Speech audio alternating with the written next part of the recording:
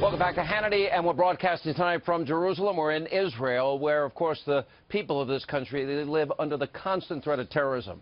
Now, last year, in the city of Tel Aviv, 2 Palestinian terrorists opened fire in a crowded market, killing 4 innocent people, wounding 16 others. Earlier today, I visited the site of this brutal attack with Prime Minister Netanyahu's spokesman, David Keyes, and the president of the Jerusalem Center for Public Affairs, Dore Gold. And I asked them about the dangers that Israelis are facing every single day, surrounded by a lot of enemies. Take a look. One of the things that's coming up is the president will be meeting with Abbas. And maybe for my edification, the audience edification, Abbas claims he wants peace. What does he really say in public? What is the different, the public persona versus the truth that maybe that would help the president? Unfortunately, there's something going on which is simply outrageous that President Trump can change.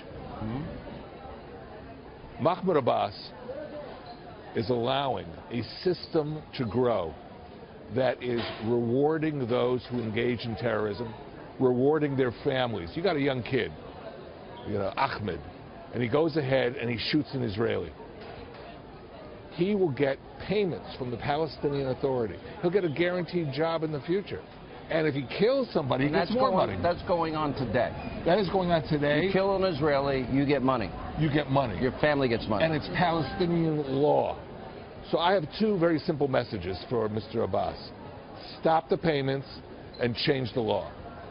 He should not leave Washington without having made that commitment. The real stumbling block for making peace is the culture of hatred that the Palestinian Authority has built. Let's play a hypothetical game and ask this.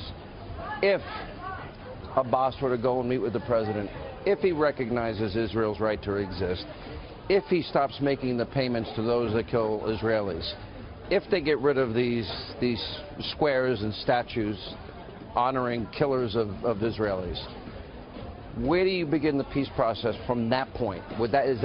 Obviously, that's got to be a basic, simple starting point to get any negotiations moving forward, right? Well, I think first you have to understand what are the vital interests of both sides.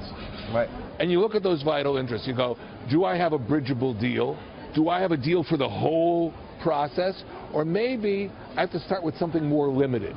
The worst thing you can do to an American president is to put him into a process which is going to fail, which is going to be like 2 locomotives colliding.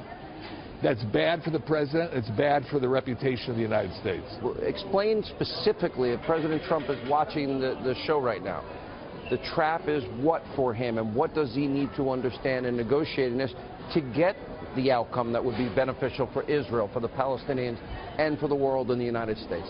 First of all, I want President Trump to succeed. He deserves to succeed. We all deserve his success. But for that to happen, we've got to design a process where we can work on the things that are bridgeable, but not trying to, throw a Hail Mary pass each time. And that's what's been happening. We've gone too far. What's the Hail Mary? That they think they're going to do what? That they think we're all going to meet on the White House lawn, shake hands, and end the Israeli-Palestinian conflict. Not going to happen. There are conflicts that you can address, but sometimes the gaps are too wide. All right, joining us now, David Keyes, spokesman for Prime Minister Netanyahu. We're at the Soroda Market, and it was in June of last year. This was a low prime location. It was a terror attack. Tell us what happened. Right behind us, a few tables back, 2 terrorists came in. They ordered brownies. They were dressed in suits. They tried to blend in. Average people were sitting at these tables, sipping coffee with their families, and they stood up and they murdered 4 people in cold blood. What is it that drove these people to stand up and start shooting people?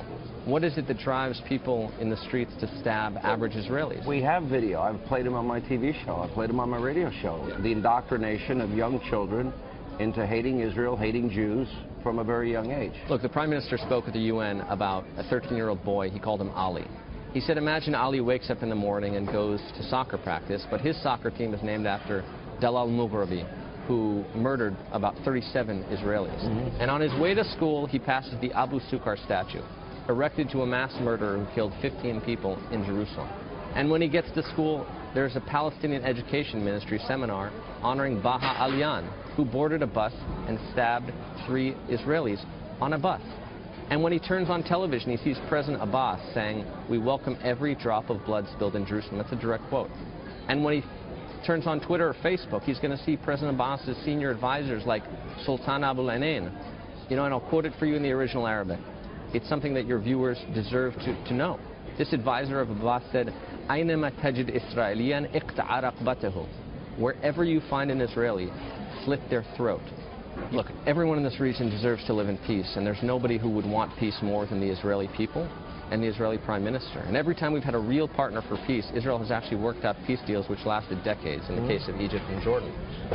Peace is actually attainable, but what it requires is, number one, a fundamental acceptance of the Jewish state.